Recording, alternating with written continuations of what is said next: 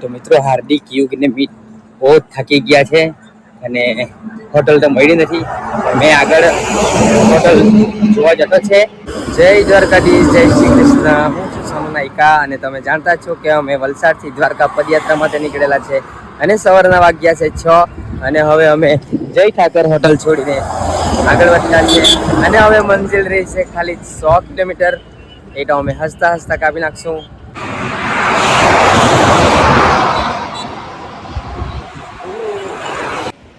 Guys આ છે Naira agency. અંદર એક મંદિર છે, બહુ મસ્ત છે, પણ આપણે ઇન્ડિયન ફ્લેગ વંદે માતરમ ભારત માતા કી જય. ગાઈસ રસ્તે એક ફાઇટર જેટ ગયું. મેં વિચાર્યું ચાલ કેડ કરું કેમેરામાં. કેમેરો ચાલુ નહીં કર્યો, કેટલી દૂર નીકળી ગયું.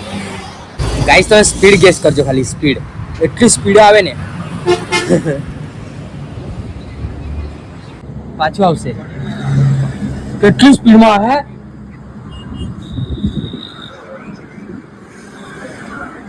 કેમેરો જ બંધ નહીં કરું જો ઓળો. માથા પરથી ફાડી એવું લાગી જાય.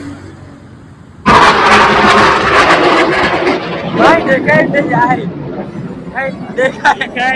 કેમેરા જ એક્સેસ નહીં દે એટલે કાં નીકળી જાય. તે નીકળી ગયું.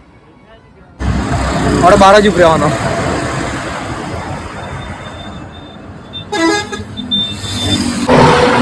ગાઈસ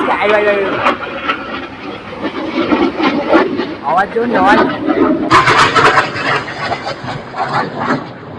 સ્પીડ જો ને, સ્પીડ ગાઈસ. આદત નહીં જાય નલ્લા પોયરા. એરોપ્લેન જ્યારે ઉપર જાય આદત નહીં જાય. બરાબર ને? इसको जेट बोलते हैं. नहीं बीमारी बोलते हैं हमारी. हाँ बोलो. आने से ने आने હવે એની ગર્લફ્રેન્ડ જોએ. પહેલી વાર જોયે ને એટલે સાટ રહે જ વરી. માથા પટ્ટી જેવું જાય પછી ને પ્લેન ને એવું જાય નજર ઉપર જાય. આપણી આદત મનુષ્યની સૌથી મોટી બીમારી. પણ આ ફાઇટર જેટ એટલી સ્પીડમાં જાય ને હજુ કેમેરો નહીં ખોલી એટલે કેટલી દૂર નીકળી જાય છન્ને તેને. એ પ્રમાણે તમે સ્પીડ ગેસ કરો ને કેટલી સ્પીડ હશે એની. પાછું પણ આવશે. નજર તો ઉપર ન ફર્યા કરે, ક્યારે આવે ને ક્યારે કેપ્ચર કરું. મીટ એમ કે જાણી ગયો કે તમે વિડીયો લઈ એમ એટલે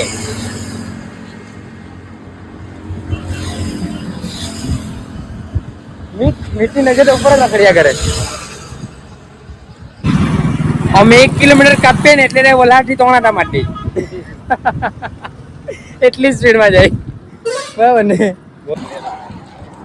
મન લાગે જુવાનિયા પોયરા આટો મારવા નીકળેલા એટલે સ્પીડમાં ચલાવતા હતા. શીખતા છે.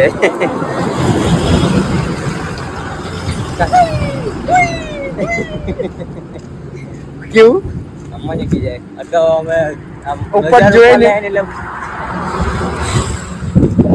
અમિત નાયરા ઓઇલ ક્લબ એટલે આમાં ઓઇલ રેડીને ક્લબ એટલે ડાન્સ કરે છે.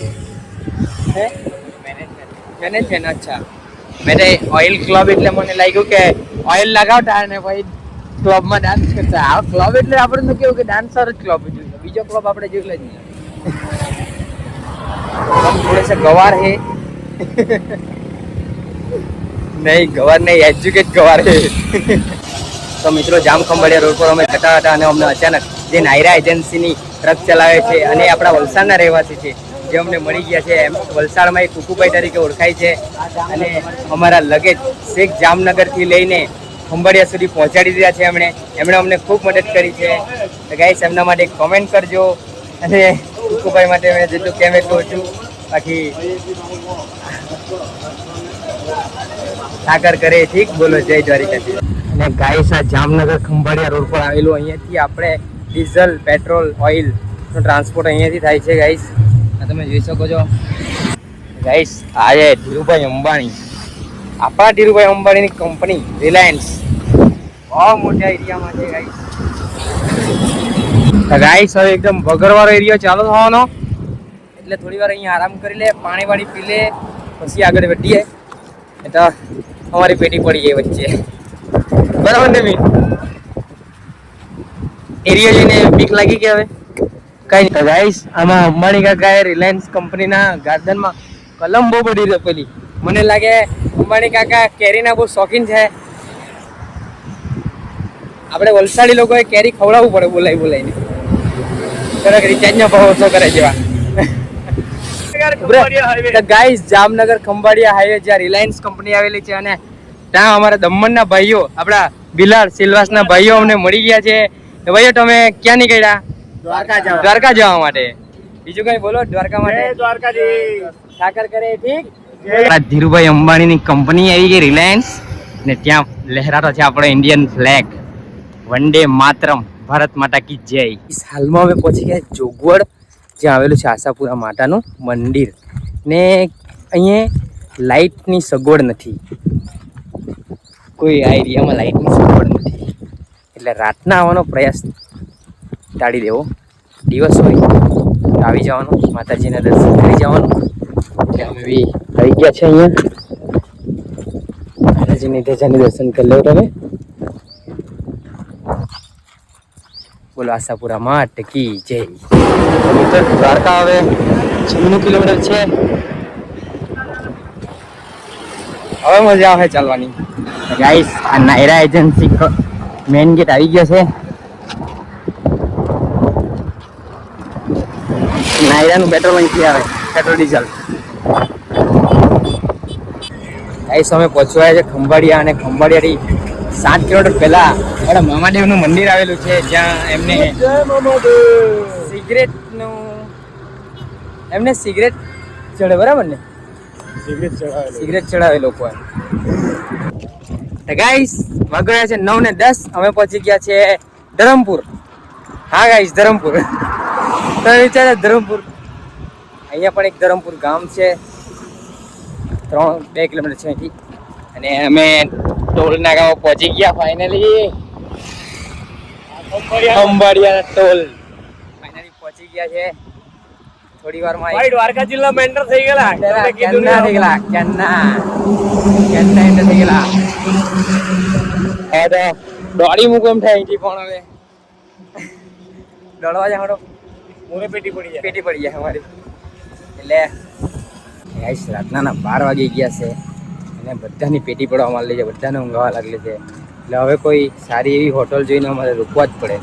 અહીંયા 1 કિલોમીટરના અંદરમાં કોઈ પણ હોટલ હોય તો અમે સ્ટે કરી દઈશું, કારણ કે થાકી બી બહુ ગયા. હવે ચલાવવું નથી. બતાવું હું તમને કઈ હોટલ પર સ્ટે કરીએ, તમને બતાવું.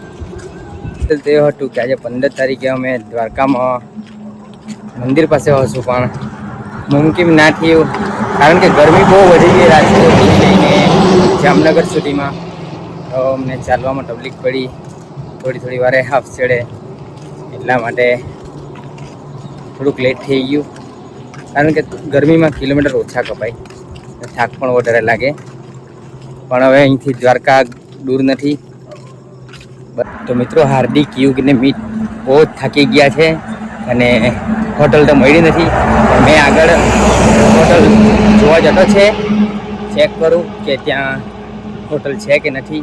1 કિલોમીટરના અંતરમાં જોઉં અને પછી એમને કોલ કરું. ધીરે ધીરે લોકો આવશે. પછી મારામાં છે થોડીક એનર્જી,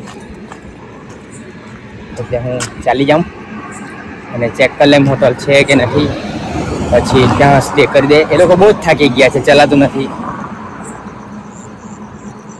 થોડુંક અંતર કાપતે તો હોટલ મળી જતે, પણ બધાનો જ વિચાર કરવા પડે. એટલે મેં ચેક કરી આવું ને જોઉં હોટલ પાસે સુવાલાયક જગ્યા છે કે નથી. અને માલિક સાથે વાત પણ કરી લેમ, જેથી થોડોક આરામ મળે ને પછી અમે આગળ વધશું. બહુ જ થાકી ગયા છે એ લોકો. જો તમે આગળ કંઈ દેખાતું નથી ગાઈસ, ને સાચું કહું તો દ્વારકાધીશ હોટલ છે અમે. ખુશ થાય, ખુશ. બહુ જ થાકી ગયા છે એ લોકો, બેહેલા છે. ત્યાં જામ ને જોઉં, વાત કરું. વાત કરી લીધી છે. ફાઇનલી અમને કીધું છે કે તમે અહીંયા રોકાઈ જાઓ અને કોઈ પણ હોટલવાળો ના તો નહીં જ કહે, અહીંયા રોકાઈ જાય અમે. ગાઈસ આ છે દ્વારકાધીશ હોટલ રેસ્ટોરન્ટ છે, અહીંયા અમે આરામ કરવાના છે આજે. તો આજનો વ્લોગ અહીંયા સમાપ્ત કરીએ, બરાબર? મળીએ બીજા વિડીયોમાં.